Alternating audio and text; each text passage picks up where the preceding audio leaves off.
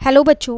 आज मैं आप लोगों को क्लास 9th की जो आपके पास मैथ्स की बुक है ना, उसमें आज हम हिंदी मीडियम में प्रश्नावली 4.2 करेंगे। लास्ट क्लास में हमने अपनी 4.1 की थी, तो चलिए 4.2 में देखते हैं क्या है। इसमें भी आपको सर्व समीका लगा के ही करना है। यहाँ पर आपको 2 क्वेश्चन दिए गए हैं। एक क्वेश्चन में सर्व समीका लिख के दी गई है, उसी का उपयोग करना है। और पहले वाले क्वेश्चन में आपको क्या करना है, यहाँ पर पहले वाले क्वेश्चन में आपको गुणनखंड करना है। पर लगेगी इसमें भी सर्व समीका ही। कैसे? जैसे गुणनखंड का मतलब है इनके गुणनखंड, मतलब इनके फैक्टर वो निकालने हैं। अब इसमें एक सर्व समीका लग रही है। कौन सी लग रही है वो आप यहाँ पर देखिए। आपके पास लिखा है 9x² प्लस 24xy और प्लस में आपके पास है 16y²। एक बार क्वेश्चन को चेक कर लेते हैं। ठीक है, तो आपको पता है आपने लास्ट क्लास में एक सर्व समीका सीखी थी a+b के होल स्क्वायर की, जो होती है a² प्लस 2ab और प्लस का b²। तो हमने प्रश्नावली 4.1 में हमें ये दिया हुआ था और हमने ये निकाला था, है ना। यहाँ पर हमारे को ये दे रखा है a² 2ab और b²। हमको ये बनाना है a+b, पर यहाँ सर्व समीका लिख के नहीं दिया है। ये आपको खुद देखना पड़ेगा कि इसमें 3 पद हैं और तीनों प्लस के हैं, तो यही वाली सर्व समीका इसमें लग रही होगी। पर चेक करना पड़ेगा। a², तो क्या मैं इसको 3x का होल स्क्वायर लिख सकती हूँ? अब b² के लिए मैं 16, क्योंकि 16 4 का होता है, तो 4y²। अब बीच में मुझे चाहिए 2ab। 2a की जगह जो मैंने a यहाँ लिया है वो, और b की जगह b जो मैंने यहाँ पर लिया है वो। अब इन्हें मल्टीप्लाई करके देख लो आप। 2 3 जा 6, 6 4 जा 24xy ही आ रहे हैं। अगर सेम आ रहा है तो इसका मतलब ये वाली सर्व समीका यहाँ पर लग रही है। तो ये 3x प्लस 4y का होल स्क्वायर है और यही इसके गुणनखंड है, 3x plus 4y and 3x plus 4y। Clear है फर्स्ट पार्ट।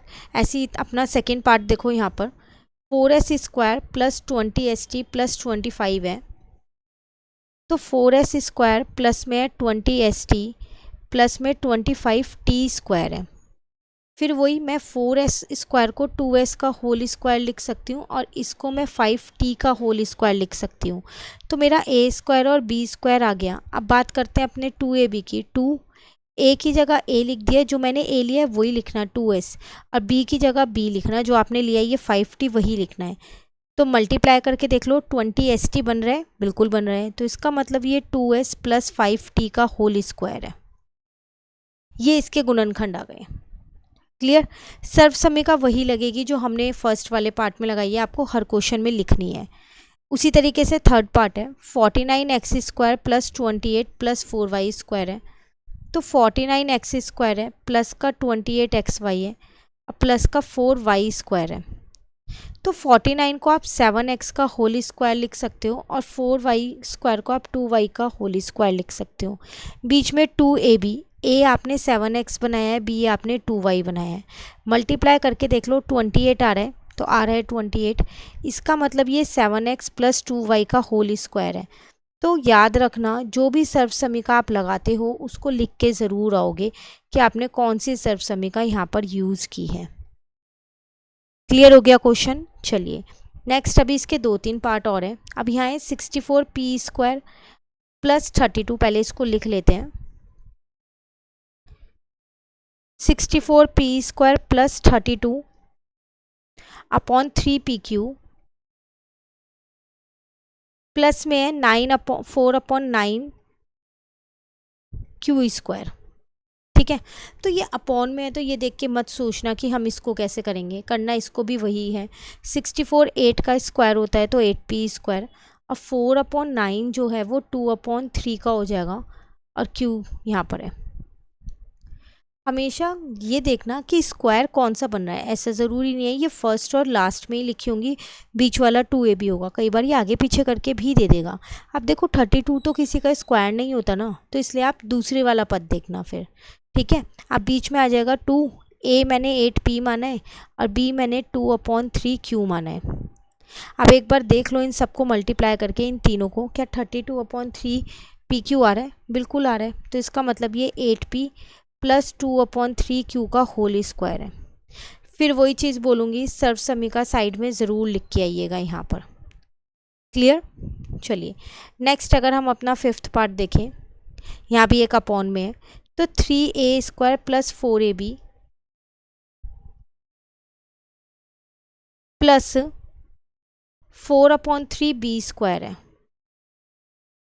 अब देखो 3 भी किसी का स्क्वायर नहीं होता, 4 होता है 2 का, लेकिन यहाँ a और b है खाली, तो ये तो मेरा a² या b² नहीं बन सकता।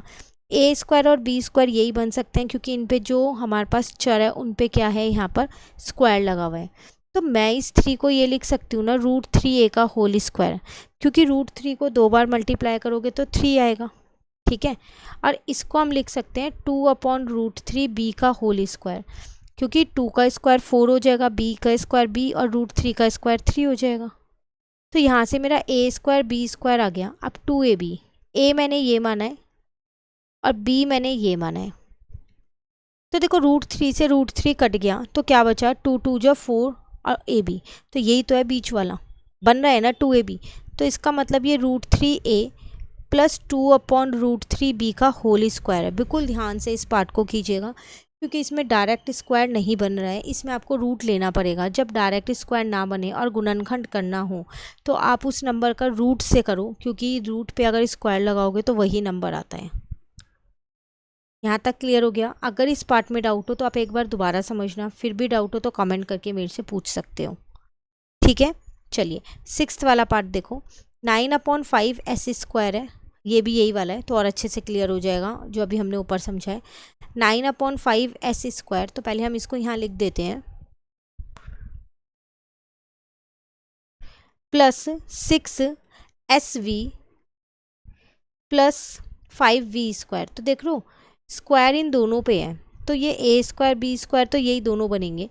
तो इसको मैं 3/√5s का होल स्क्वायर लिखूँगी। क्यों? क्योंकि जो 5 है वो किसी का स्क्वायर नहीं होता है, तो इसलिए मैंने √5 लिख दिया। √5 × √5 5 ही आ जाएगा, और यहाँ पर भी 5 है तो इसको भी मैंने √5v का होल स्क्वायर लिखा है ताकि सॉल्व करके यही आ जाए। अब बीच में 2, a की जगह मैंने a लिखा जो मैंने a बनाया था, और b की जगह मैंने b लिखा जो मैंने b बनाया था। यहाँ तक क्लियर हो गया? √5 से √5 कट गया, 3 2 जा 6 sv मेरा आंसर आ जाएगा, वही जो बीच में लिखा हुआ है। तो इसका मतलब ये a प्लस b के होल स्क्वायर है, तो ये इसके गुणनखंड आ गए 2। क्लियर हुआ? चलिए नेक्स्ट पे आते हैं। अब उम्मीद है आपको 5th वाला भी और अच्छे से क्लियर हो गया होगा। नाउ क्वेश्चन नंबर 2 में क्या कह रहा है, सर्व समीका a माइनस बी का whole square is equal to a² minus 2ab plus b² का उपयोग करके निम्नलिखित का मान ज्ञात कीजिए। अब आपको माइनस वाली सर्व समीका यूज़ करनी है, प्लस वाली नहीं करनी, उन्होंने क्वेश्चन में लिख के दिया है। तो जैसे 79 का स्क्वायर है तो आप इसको क्या लिख सकते हो, 80 - 1 का होल स्क्वायर। प्लस में नहीं लिखना, आप माइनस में लिखना है, क्योंकि आपको यही वाली सर्व समीकाएं जो यहाँ पर यूज़ करनी है, आप क्वेश्चन में लिख के दिया है आपको, जिसमें a आपके पास 80 है और b आपके पास 1 है। तो इसका मतलब a² मतलब 80 का square, b² minus 2ab, a की जगह a, b की जगह b, और b² मतलब 1 का स्क्वायर। तो 80 का स्क्वायर 6400, यहाँ आ जाएगा 160 प्लस का 1, यही आएगा, क्योंकि 2 को 80 से जब आप इंटू करोगे तो आपके पास 160 आएगा, और 160 इंटू में 160 ही रहेगा। तो इसका मतलब अगर आप यहाँ पर प्लस माइनस कर दो तो आपके पास आंसर आ जाएगा। तो 6241 आपका आंसर आ गया। क्लियर? सेकेंड पार्ट है 193 का होल स्क्वायर।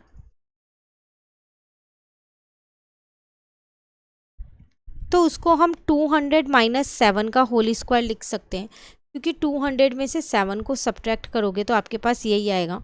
तो a² मतलब 200 का स्क्वायर, याद रखना यहाँ पर a जो है वो 200 है, b जो है वो 7 है, तो a माइनस बी के होल स्क्वायर आ जाएगा, a² माइनस का 2ab प्लस का b² -2, a की जगह a रखा, b की जगह b प्लस b² मतलब 7 का स्क्वायर, ठीक है।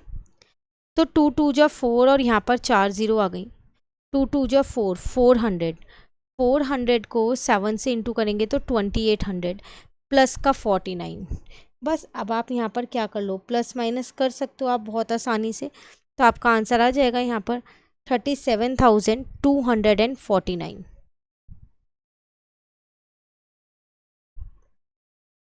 क्लियर है? कैलकुलेशन ठीक करना, मल्टीप्लाई सही करना ताकि कोई गलती ना हो।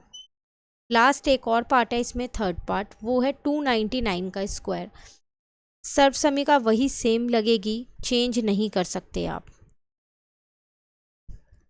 तो वो हो जाएगा 300 माइनस 1 का होल स्क्वायर। अब इसमें a जो है वो 300 है, b जो है वो 1 है, तो a square minus 2ab plus b square होता है मेरे पास a माइनस b के होल स्क्वायर की सर्वसमी का। तो a स्क्वायर मतलब 300 का स्क्वायर माइनस 2, a की जगह a, b की जगह b, प्लस b स्क्वायर मतलब 1 का स्क्वायर। तो 300 का स्क्वायर करोगे तो 90,000 और यहाँ पर 600 प्लस का 1 आ गया। बस अगेन आपको क्या करना है, प्लस माइनस कर देना है, तो आपके पास 89,401 आपका आंसर आ जाएगा। क्लियर है?